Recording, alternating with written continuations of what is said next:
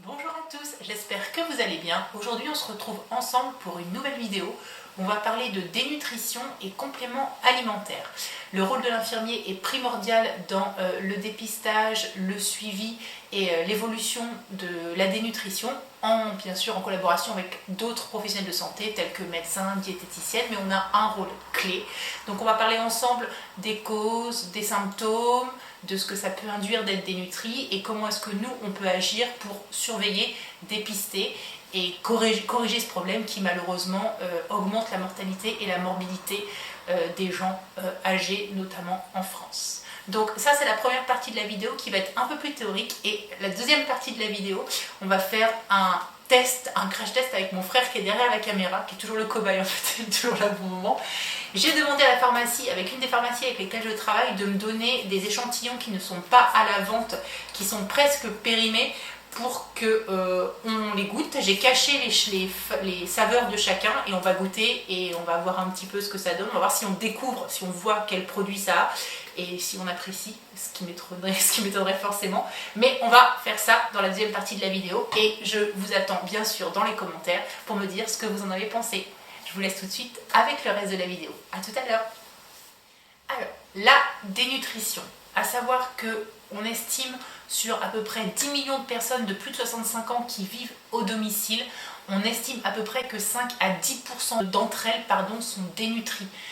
Il y a plein de facteurs qui peuvent engendrer une dénutrition, des maladies telles que le cancer, les maladies neurodégénératives, les démences, mais il y a également un isolement social, il y a plein de choses qui peuvent faire qu'une personne soit dénutrie.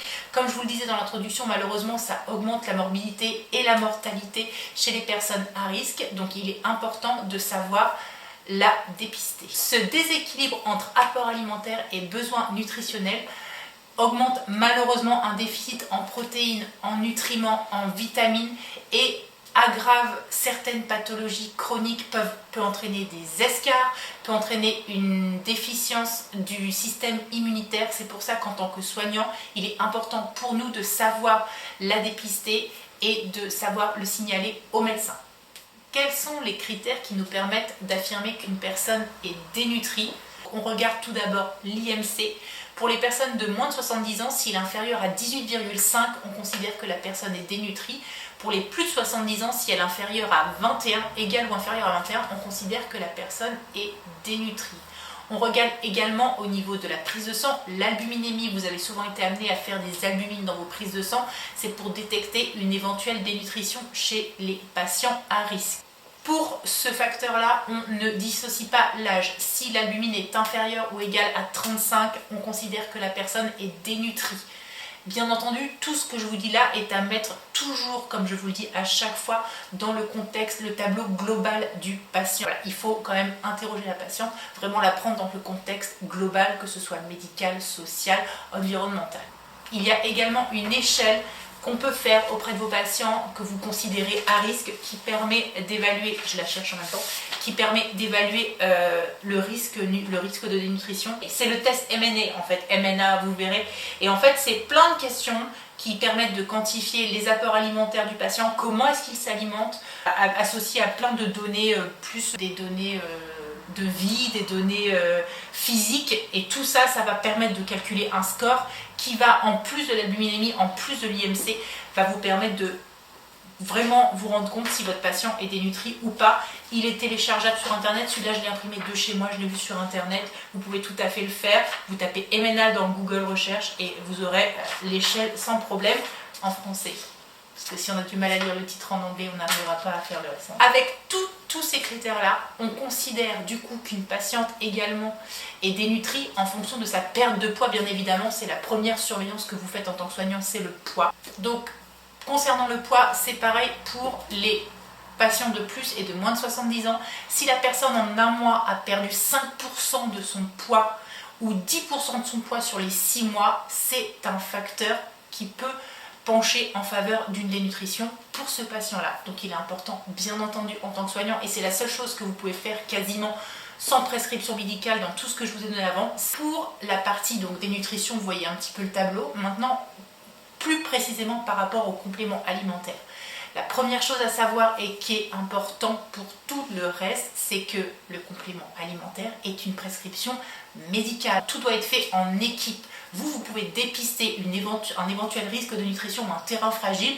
On en parle en équipe avec la diététicienne, avec le médecin. Le médecin vous prescrit les apports, enfin les compléments alimentaires qu'il estime nécessaires. Et ensuite, se met en place votre travail de surveillance, d'observance, d'évaluation du poids, tout ça. C'est une prescription médicale, c'est un médicament. Les patients pour qui il faut des compléments alimentaires bien particuliers, les diabétiques, voilà, sans sucre, il y a des gens qui sont intolérants au lactose, tout ça. C'est pour ça que vous ne devez absolument pas prendre la décision, vous, de votre propre chef, de donner un complément alimentaire. Ce n'est pas anodin. À vous de s'assurer que le patient les prend bien, les prend correctement.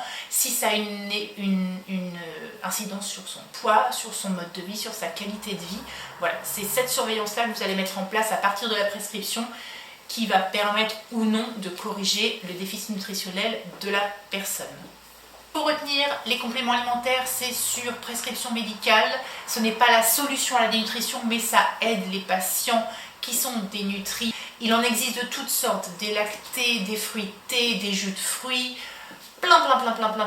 Il y a plein de labos qui en vendent de sortes différentes. Donc voilà, vous avez un panel de choix, de goût, de texture indéfini en fonction du choix, du goût et de ce que veut le patient. Donc voilà. Important à mettre en place si le patient est dénutri, toujours en équipe avec une réévaluation hebdomadaire ou mensuelle selon la pathologie et le terrain du patient pour permettre de corriger ce déficit nutritionnel. Voilà pour la partie théorie. Maintenant on va passer à la pratique et on va goûter ces mets de chef et on va vous dire ce qu'on en pense. Donc le but est de goûter et de deviner. Donc je redis, voilà, c'est une pharmacie qui nous a donné des échantillons qui ne sont pas à la vente et qui sont bientôt périmés. Voilà, donc on peut les manger avec plaisir, sans culpabilité. Alors, vas-y, celui-là. Chacun notre cuillère. On va pas tout manger de toute façon. Ah bon? C'est juste après les fêtes, c'est une bonne idée de faire ça, on a déjà mangé comme des gros. Alors. Vas-y, moi j'ai trop hâte. Vas-y, je t'en prie. Tiens.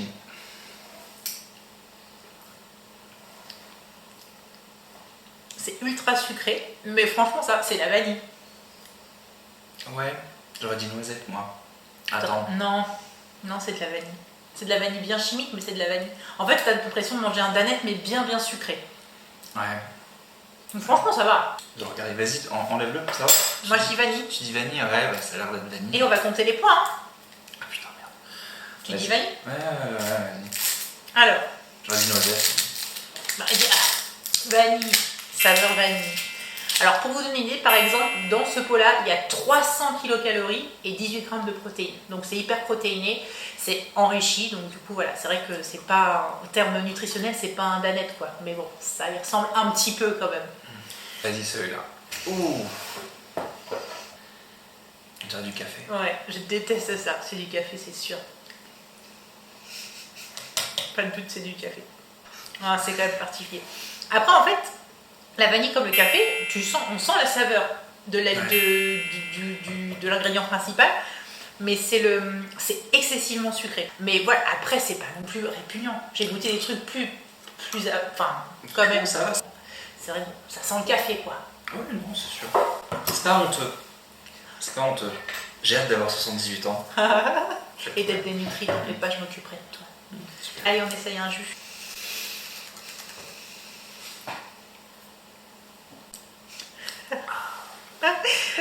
Soda mêlé à du jus de fruits. Ça c'est ah oui, c'est en fait du jus de fruits coupé à l'eau. C'est orange ça. Pour moi c'est de l'orange. Orange pas. Ça n'achetez pas. C'est mort. Made in Germany. Et c'est pas fait en Chine déjà. Vas-y, je t'en prie. Ça c'est lacté ça. C'est une boisson lactée. Oh c'est dégueulasse. Ça je te laisse goûter en premier. Mais tu l'annonces pas tout de suite.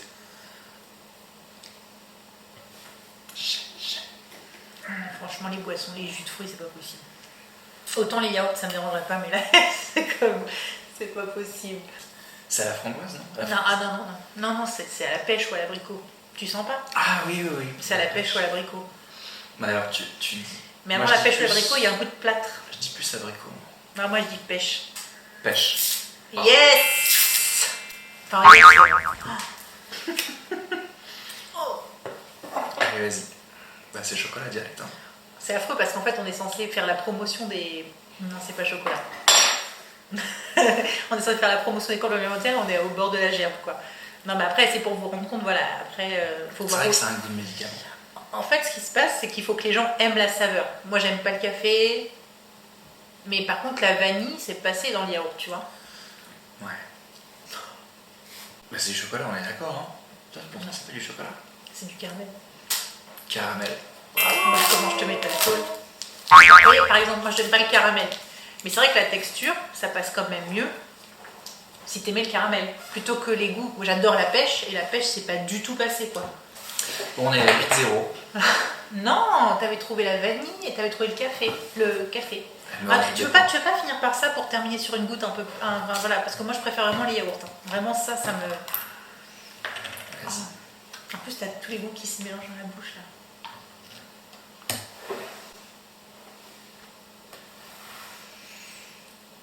Oh. Oh, mince. Oh. Ouais, c'est café. Bah attends, je vais goûter quand même, je joue le jeu. C'est café. Avec un petit peu d'abricot qui restait dans la papaye. Ouais. Non, c'est café. Bon, bah voilà. Ouais. Ah, c'est même pas café, mec. C'est quoi? Cappuccino. Cappuccino. C'est la même chose. Ah non, c'est pas la même chose. bah non, cappuccino, c'est du café. Je déteste le café. En fait, on dirait des trucs qui vendent dans tous les supermarchés, mais qui ont été oubliés pendant plusieurs années dans une pharmacie hantée. Oh! Par contre, ma cuillère, elle est crade. Il faut que je lèche avant de récupérer. C'est pas grave. Si tu veux, c'est de la prête alors? Bah, j'ai l'impression, oui. Ah, il y a une espèce de goût de biscuit. Ah, Celui-là, je peux pas manger. Moi, je pourrais finir aucun de ces produits, peut-être la vanille. Ouais, la vanille. Moi, je pense que le chocolat, ça passerait. Alors, on va vérifier quand même. Alors, tu dis quoi? De toute façon, je t'ai battu, alors tu peux faire preuve d'originalité. Hein. Oh, mais je vais devoir mettre ça dans ma poubelle, ça va se renverser et tout. Non, mais Clémence, on a adoré ça. Ah, regarde, elle est pas bête, ta sœur. Saveur fraise biscuitée. Non, mais je pense qu'elle a triché. Oh, mon Dieu. Alors, il faut quand même qu'on dise lequel on a préféré. Et le pire. La vanille, parce que je pense que la vanille, c'est quand même le goût. Ouais, c'est le must. C'est le goût le plus sûr. Je pense qu'on n'a jamais goûté de vrai extrait de vanille dans le yaourt et tout, donc on est toujours habitué à ce genre très factice. C'est vrai. Le pire, clairement, pour moi, c'est orange. Ouais, j'hésite entre orange et la pêche. Là. Oh, ça a un goût, mais c'est même pas chimique en fait, c'est de plâtre, enfin, c'est... Même les trucs genre café, moi je trouve que ça va. Toi t'aimes pas le café, mais, oui, mais ça a un goût de café, c'est facilement détectable. Les cafés, caramel et vanille, ça passe, franchement ça passe. Mais dès qu'ils veulent faire un petit peu dans l'originalité, genre fraise biscuitée, il n'y a pas de fraise, il n'y a pas de biscuit quoi. Enfin, faut rester, je pense qu'il faut rester, faut bien se renseigner sur ce qu'aiment les gens.